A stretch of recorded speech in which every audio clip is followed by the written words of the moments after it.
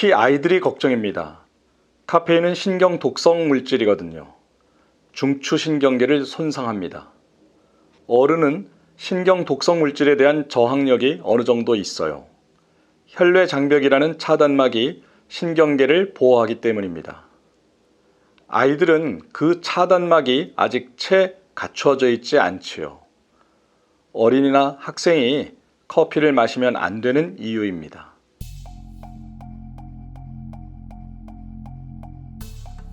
우리 삶에 녹아있는 커피. 과연 괜찮은 걸까요?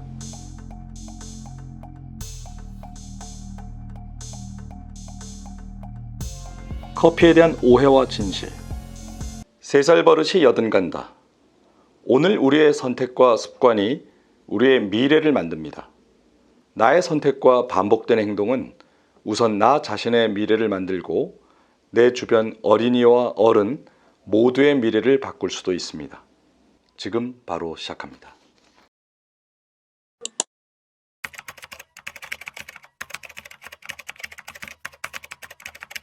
오늘 소개할 책은 안병수의 호르몬과 맛있는 것들의 비밀입니다.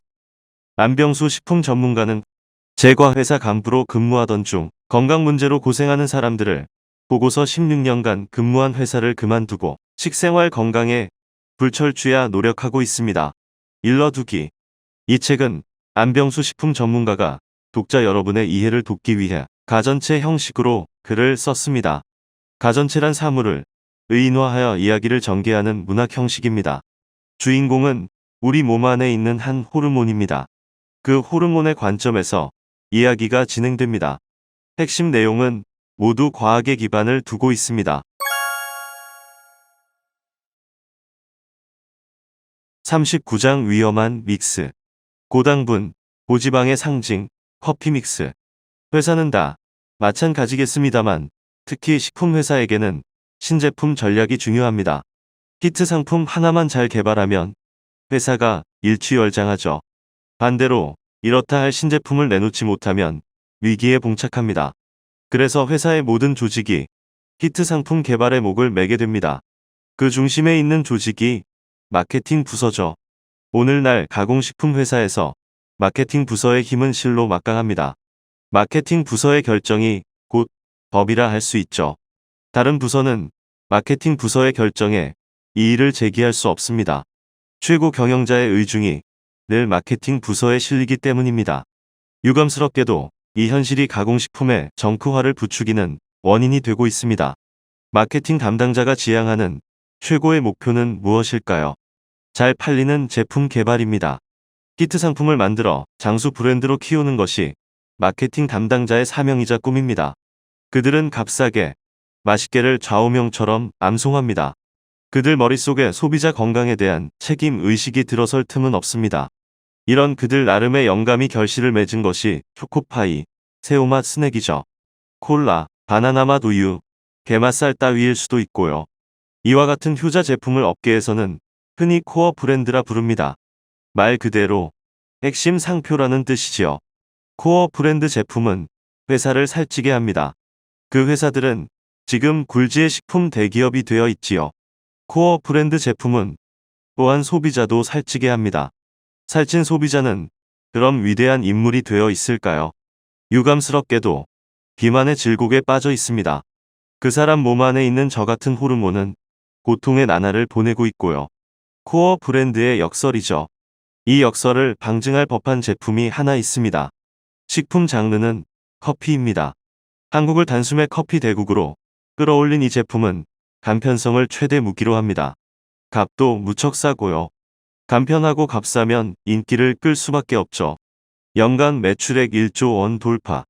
태어난 지 반세기를 바라보는 오늘 이미 장수 브랜드가 된 이 제품은 이제 한국인의 생필품이 되었습니다. 명성에 걸맞게 대형 마트에서 최고 권좌에 올라있죠.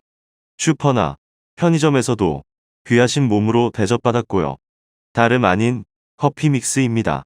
이 위대한 커피 제품의 고향은 한국입니다. 한국에서 태어나 성장했지요. 커피의 본고장인 서양에는 이런 커피 시장이 거의 없습니다. 한국인의 독특한 식문화를 대변하는 제품이라고 할 수 있죠. 비빔밥이 한국 음식을 대변하는 것처럼요. 그러고 보니 커피 믹스와 비빔밥은 서로 통하는 일면이 있네요. 여러 재료를 섞는다는 점에서 말이죠. 물론 소비자 건강 측면에서는 둘이 천지 차이지만요. 어떤 이는 커피 믹스를 현대판 숭늉이라고 하더군요. 한국인들이 예전엔 식후에 숭늉을 마셨는데 요즘엔 커피 믹스를 타서 마신다는 것입니다. 단순한 기호식품을 떠나 필수 디저트 식품이 되어버렸네요. 음식 문화는 생활 양식을 말해주고 그 사회의 미래를 예언해주죠. 건강을 결정하는 가장 큰 인자가 식생활이니까요. 이 위대한 믹스는 한국인의 건강에 어떻게 기여하고 있을까요? 여러분의 건강 지킴이로서 말씀드리겠습니다. 커피 믹스를 최대한 멀리 하십시오. 그 믹스에 열광하는 이유가 뭡니까? 맛있어서입니까? 정제당, 정제 가공 유지, 향료 따위의 첨가물 마십니다. 그 맛이 자꾸 생각나십니까? 중독되셨을 가능성이 큽니다. 식품 첨가물은 중독성이 있다는 사실 아시잖아요. 그 강렬한 맛과 중독성은 여러분을 위로할지 모릅니다. 하지만 잠시일 뿐입니다. 그 끝에 대사증후군의 늪이 있습니다. 아시다시피 현대병의 입구죠. 바이러스성 팬데믹의 부채일 수도 있고요. 커피 믹스에서 가장 거슬리는 눈의 들보가 설탕입니다. 길쭉한 필름 봉지 안의 파우더 믹스, 그 절반가량이 백설탕입니다. 전형적인 고당분 식품이죠. 크리머는 어떻습니까? 우유를 연상하십니까? 우유와는 관계가 멉니다. 카제인 나트륨이라는 우유 성분의 화학 첨가물이 안정제로 조금 들어갈 뿐입니다. 주원료는 정제 가공 유지예요. 인공 경화유 또는 추출 정제유의 첨가물을 섞어 크림 가루처럼 만들었지요. 고지방 식품이면서 유감스럽게 이것도 짝퉁 냄새를 물씬 풍기네요. 핵심인 크림이 진짜가 아니잖아요. 짝퉁도 짝퉁이지만 더 주목해야 할 밑모습이 있습니다. 커피 믹스에 숨겨진 콘셉트가 고당분, 고지방이라는 점입니다. 뼈대가 정제당과 정제 가공유지잖아요. 정제 원료의 정점에 있는 이 두 녀석이 여러분 몸 안으로 동시에 밀려들면 횡포가 더욱 사나워집니다. 저 같은 호르몬은 쥐구멍을 찾아야 해요. 테러리스트 둘이 한꺼번에 덤벼드는 꼴이거든요. 제가 일을 제대로 하겠습니까? 대사증후군이 빠르게 진행됨은 물론 치매로도 이어질 수 있다는 연구가 있습니다. 그럼에도 여러분은 이 위대한 믹스를 여간해서 끊지 못하시죠. 이유가 있습니다. 마약성 진통제, 모르핀 아시잖아요. 고당분, 고지방 식품을 자주 먹으면 모르핀을 투여했을 때와 똑같은 약물 중독 현상이 나타난다는 연구에 답이 있습니다. 중독되신 것입니다. 식품 첨가물 중독의 연장선에서 이해하시면 되겠네요. 첨가물의 음험한 마각이 살짝 드러난 장면이죠. 앞에서 말씀드렸던 초코파이가 국민과자 제1호에 등극한 현실도, 오랜 기간 그 지존의 권좌를 유지하고 있는 비밀도 알고 보면 별것 아닙니다. 초코파이 역시 뼈대가 정제당과 정제 가공유지 아닙니까? 전형적인 고당분, 고지방 식품이지요. 어릴 때부터 이 과자를 입에 달고 자란 아이들, 10중 8구 중독되었다고 봐야 합니다. 안 먹으면 금단 현상도 오죠. 매장에서 날개 돋칠 수밖에요. 사실 커피에 대해서는 제가 할 말이 많답니다. 굳이 고당분, 고지방을 들먹이지 않더라도 말이죠. 저에겐 알쏭달쏭한 식품이 커피거든요. 먼저 카페인입니다. 아시다시피 커피를 상징하는 물질이죠.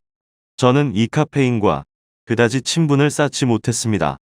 워낙 까탈스러운 녀석이라서요. 툭하면 저의 발목을 잡고 시비를 건답니다. 저는 솔직히 이 녀석 생각만 하면 요즘 말로 멘붕 상태가 되곤 해요. 다행히 커피가 카페인만의 동무대는 아니죠. 다른 물질도 꽤 많습니다. 그 친구들은 대부분 저에게 우호적이랍니다. 그 가운데 으뜸이 폴리페놀 계통의 물질들이에요. 저는 이 친구들에게 진심으로 고맙게 생각합니다. 나쁜 무리들, 예컨대 활성산소 따위가 저를 공격할라 치면 앞장서서 막아주거든요. 미리 말씀드렸죠. 천연 항산화제라고 폴리페놀류가 대표적인 항산화 물질이에요. 이 친구들만 있으면 저는 마음 놓고 일에 몰두할 수 있지요. 비록 인스턴트라도 커피 자체에 대한 저의 인식은 그다지 나쁘지 않습니다. 여러분이 커피를 많이만 드시지 않는다면 저는 결코 반대하지 않아요. 하지만 그 짝퉁 믹스는 절대 반대입니다. 폴리페놀 같은 헌신적인 친구들이 이 믹스 커피에서는 거의 힘을 쓰지 못하거든요. 비장의 무기인 항산 화력이 식품 첨가물, 즉 정제당, 정제 가공 유지, 화학물질에 무참히 짓밟히기 때문입니다. 그렇다면 낙담하실 필요가 없겠네요. 역시 커피 믹스가 나쁜 것이 아니잖아요. 나쁜 것은 커피 믹스의 나쁜 물질들이잖아요. 크리머는 우유로 만든 진짜 크리머를 쓰자고요. 설탕은 비정제 설탕을 쓰고요. 화학물질들은 미련 없이 빼냅니다. 이렇게 만든 커피 믹스라면 제가 반대할 까닭이 없지요. 웰빙 커피가 마냥 멀리 있는 것만은 아닙니다. 다만 아무리 웰빙 커피라도 카페인에 민감한 분들은 자제하셔야겠지요. 특히 아이들이 걱정입니다. 카페인은 신경 독성 물질이거든요. 중추 신경계를 손상합니다. 어른은 신경 독성 물질에 대한 저항력이 어느 정도 있어요. 혈뇌 장벽이라는 차단막이 신경계를 보호하기 때문입니다. 아이들은 그 차단막이 아직 채 갖추어져 있지 않지요. 어린이나 학생이 커피를 마시면 안 되는 이유입니다. 현실은 쉽지 않네요. 커피만 피한다고 되는 것이 아니잖아요. 각종 음료, 유가공품, 과자 등등. 라벨을 보세요. 도처에 카페인이라는 글자가 널려 있습니다.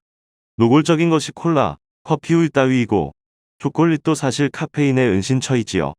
죄다 어린이 기호식품 아닙니까? 여러분 자녀의 신경계가 온전할 수 없는 환경이에요. 저와의 갈등으로 인한 잡음은 어찌 보면 조족지혈, 즉 세발의 피라는 말씀입니다. 한때 에너지 음료가 인기를 끈 적이 있지요. 물론 아직도 음료 시장에서 어엿한 존재감을 자랑하고 있습니다만 저는 이 음료를 감히 몰상식한 식품이라고 명포받겠습니다. 타깃이 누굽니까? 어린 학생들 아닙니까? 카페인 함량이 콜라보다 훨씬 많다는 사실을 아시는지요? 영국의 한 연구팀은 최근 에너지 음료가 혈관병의 원인이라며 젊은 층일수록 더 조심하라고 경고합니다. 미국에서는 이 음료로 인해 학생이 사망한 사건까지 있었지요. 카페인 하면 빼놓을 수 없는 식품이 제약회사의 각성 드링크류입니다. 그 신박한 각성 효과가 카페인의 마력이라는 사실 잘 아시죠? 식품 첨가물의 복마전이라는 점은 언급하지 않겠습니다. 요즘 한국 사회의 화두가 안전이지요. 식탁에서도 안전을 외쳐야 하는 현실이 답답합니다. 건강 지킴이 호르몬으로서 피곤한 나날의 연속일 수밖에요. 여기까지 책의 내용 중 일부를 정리해 보았습니다. 본 영상에는 담지 못한 좋은 내용이 책 속에는 참 많이 들어 있습니다. 부디 여러분은 책을 직접 구해서 한번 꼭 읽어보시길 추천드립니다. 오늘 영상을 보면서 어떤 생각이 드셨나요? 댓글을 작성해 주시면 앞으로 더 나은 영상을 만드는데 참고하겠습니다. 오늘 영상이 도움이 되었다면 구독, 좋아요, 알림 설정 부탁드립니다. 어린이와 어른, 우리 모두의 건강과 안전을 위해 계속 노력하겠습니다.